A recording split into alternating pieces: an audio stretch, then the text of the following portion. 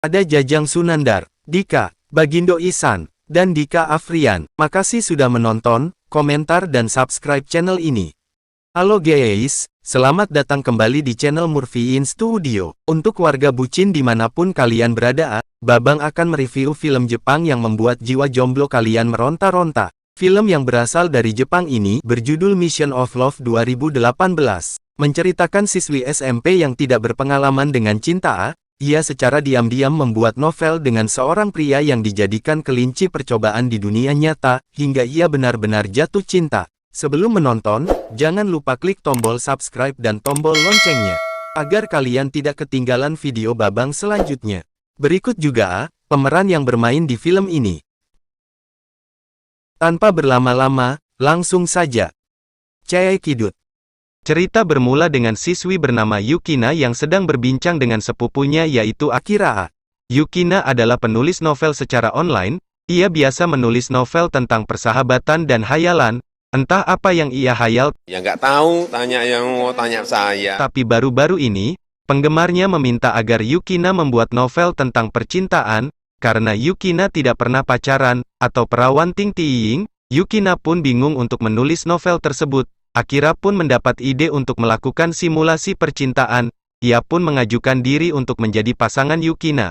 Walaupun sepupu, apakah ini yang dinamakan step cousin? Oh, tentu tidak. Pelajaran pun dimulai. Yukina masih mencari model untuk dijadikan pacar dalam novelnya.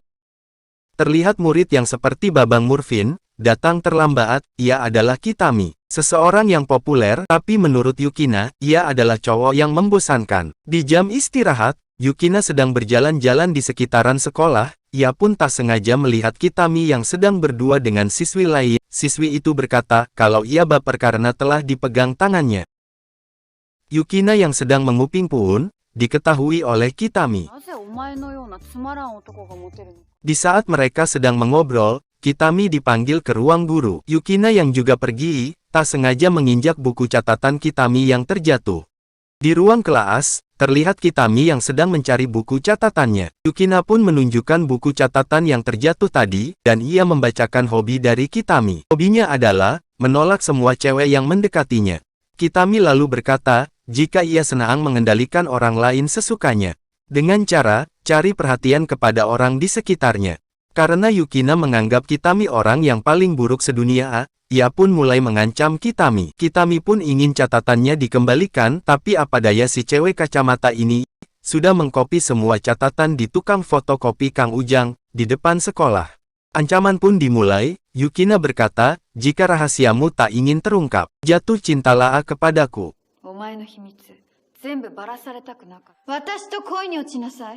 Misi pertama pun dimulai. Misinya adalah memegang tangan Yukina. Karena Kitami diancam, Kitami cuma bisa manut aja. Apalagi ini gratis.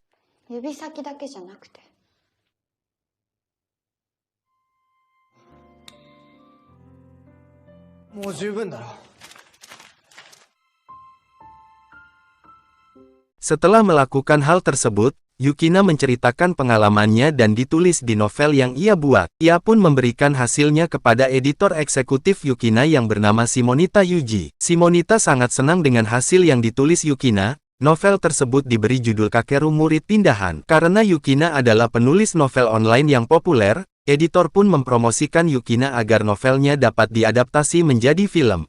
Di ruang kelas, guru menanyakan buku catatan yang dipegang oleh Kitami. Kitami menjawab jika catatan tersebut hilang, dicuri orang. Para siswa kelas pun dirazia. Pada waktu itu juga, Yukina dengan santai mengeluarkan buku tersebut, dan seorang cewek manis melihatnya.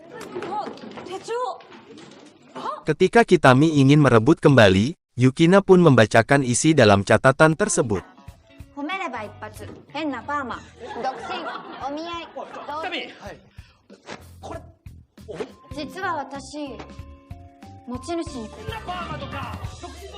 Berpindah ke ruang UKS, Kitami yang sedang melamun, didatangi oleh Yukina, dan simulasi percintaan kedua pun dimulai.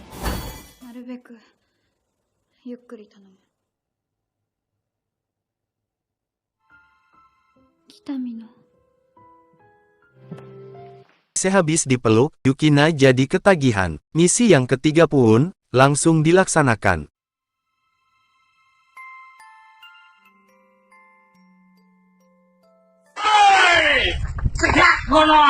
Lagi asik-asik adegan, di saat belum kecocol.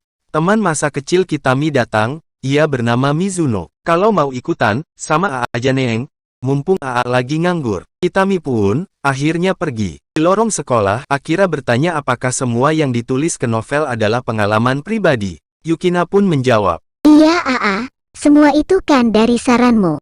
Ketika Kitami sedang bermain basket, Yukina pun datang lagi, ingin melanjutkan misi ketiga yang belum sempat kita lihat. Tetapi karena ingin merasakan nuansa baru, Kitami pun memaksa agar Yukina melepas kacamata yang ia kenakan. Sialnya, karena Yukina tidak mau divorce, adegan pun dibatalkan kembali.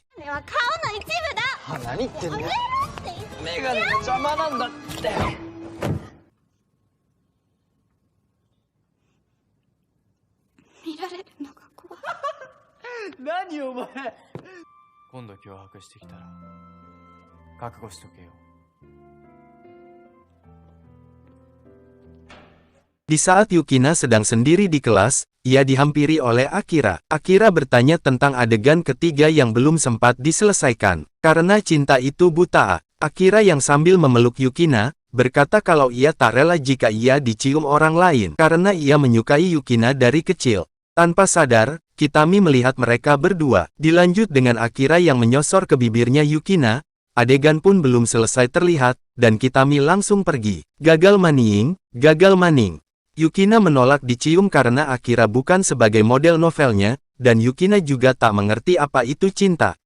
Lalu kejadian tadi pun, dibuat kesempatan untuk dijadikan ide novel oleh Yukina, yaitu Akira yang menjadi pesaing baru, untuk memperebutkan Yukina. Di tengah perjalanan, Yukina pun diculik ke ruang komputer. Sosok yang menculik tersebut ialah Kitami. Kitami yang tak tahu, jika ia hanya sebagai pemeran di dalam novel. Terlihat kesal karena misi yang diberi Yukina bukan hanya untuk dia seorang. Kitami pun ingin membuat Yukina benar-benar jatuh cinta. Misi ketiga yang enggak kelar-kelar, dimulai. OMG. Lagi dan lagi, adegan terhenti. Ketika Mizuno memanggil Kitami. Kalau terus gini sih namanya kentang, mending babang langsung aja, cekicrot ke X-Hunter. Yukina yang sedang melaporkan hasil novelnya, dipertemukan oleh sosok populer kedua di dalam dunia pernovelan. Ia adalah Dolce Gamalama, bukan Deeng, tapi Dolce doang. Intinya cuma perkenalan aja sih, sama nunjukin Monas. Sepulang sekolah, Yukina pun memanggil Kitami ke dalam perpustakaan. Bukan untuk belajar, tapi untuk melakukan misi yang keempat. Misi yang ketiga aja belum neng, asal lengkap-lengkap aja.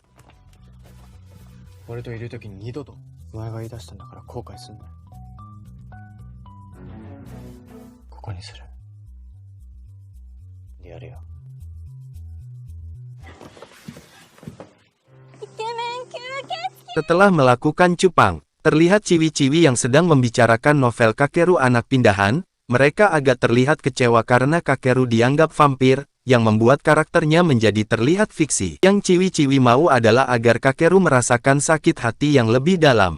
Emang ia perempuan, suka ngerusak laki-laki. Harusnya lu bisa ngejaga kehormatan cowok, Dil. Gimana kalau bapak lu dirusak sama cewek lain?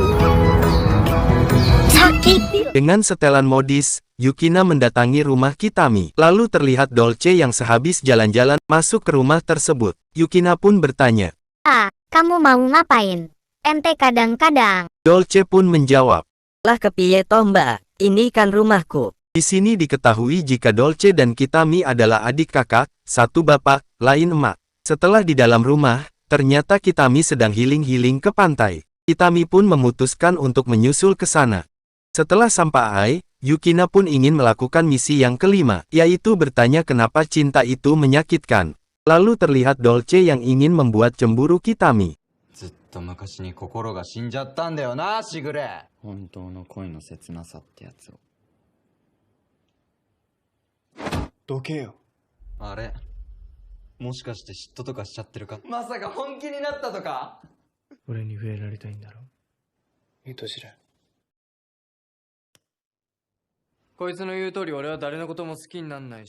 あいつマジで心死んでるわ。しぐれはああいう人間なんだよ。おい、どこ行くんだよ。Setelah kejadian tersebut, terlihat Yukina yang masih menceritakan kejadian kemarin ke dalam novelnya, dan melaporkan hasilnya kepada Simonita. Lalu Simonita terlihat senang dengan ceritanya.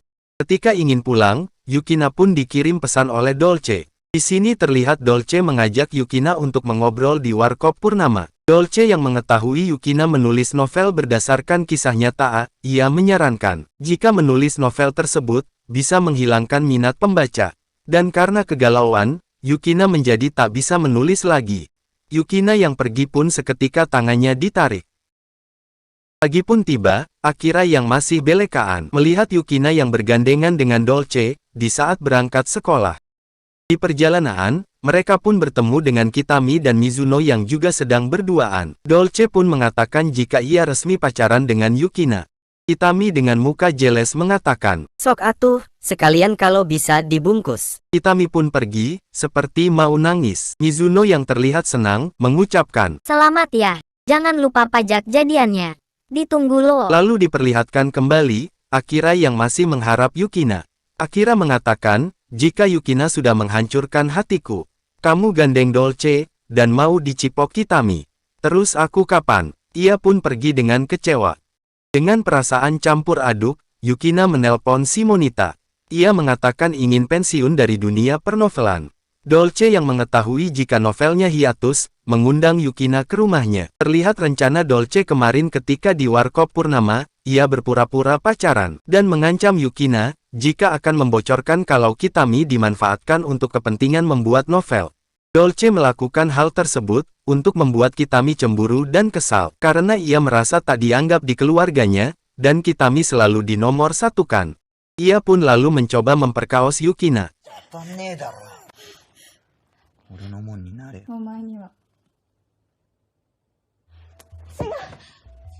Dan terjadi lagi. Saat mau beradu jigong, Kitami pun datang.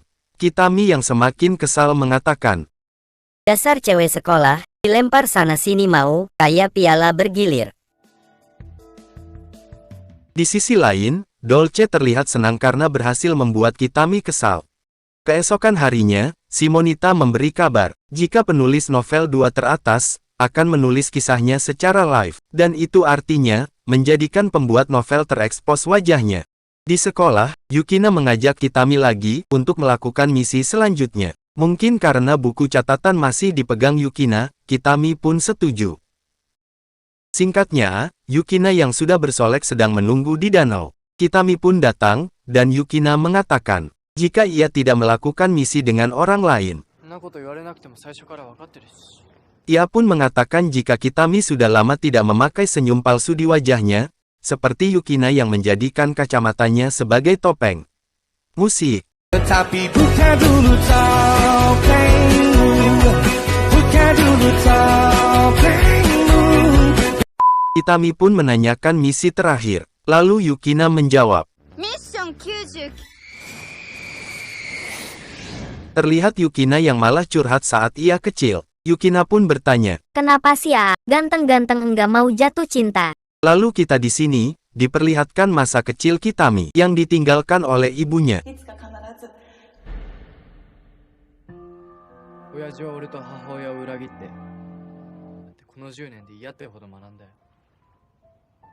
Yukina yang mau membuat pengakuan, jika selama ini Kitami hanyalah sebagai model dalam novelnya, tidak jadi mengatakan, dan ia pun mengembalikan buku yang sudah ia sita berhari-hari.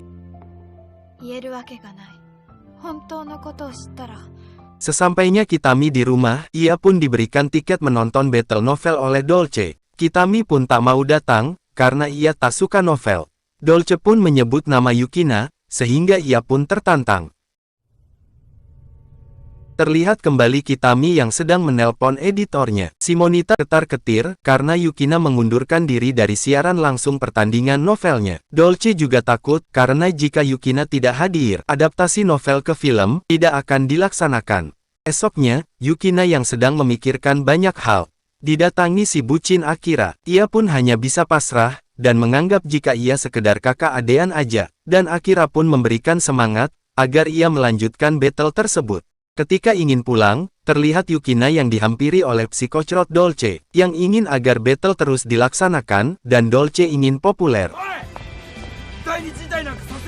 Hari di mana battle pun akan dimulai sebentar lagi. Terlihat sudah banyak penonton yang mengantri, ingin melihat live novel secara langsung.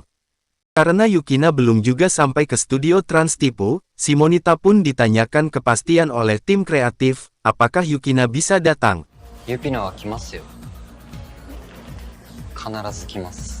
Yukina yang ternyata datang, langsung masuk ke dalam studio.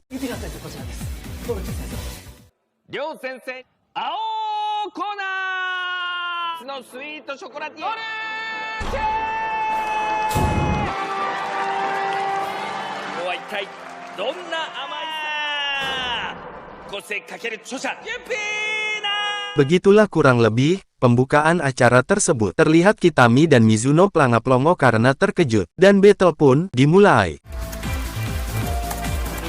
Pada sela-sela pertandingan, Yukina tiba-tiba berdiri di depan orang banyak. Akhirnya ia membuat pengakuan jika novel yang ia tulis berdasarkan kisah nyata dan memanfaatkan seorang pria.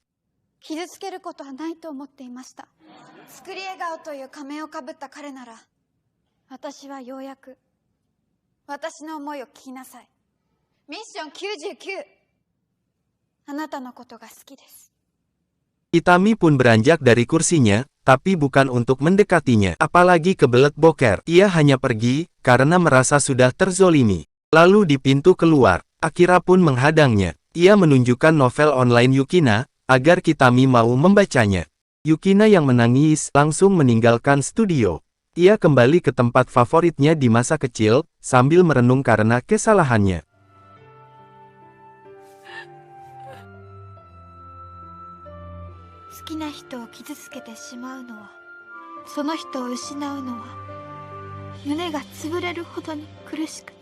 Yukina yang sedang menangis tersendu-sendu, bak diteleponin abang-abang pinjol, didatangi Kitami yang sudah membaca novelnya.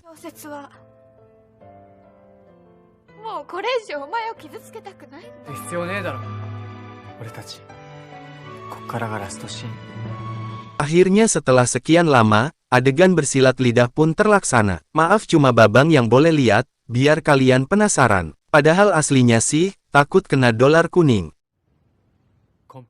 Film pun tamat. Di akhir video terlihat voting novel dimenangkan oleh Yukina, dan dua bucin yang sedang jalan berdua.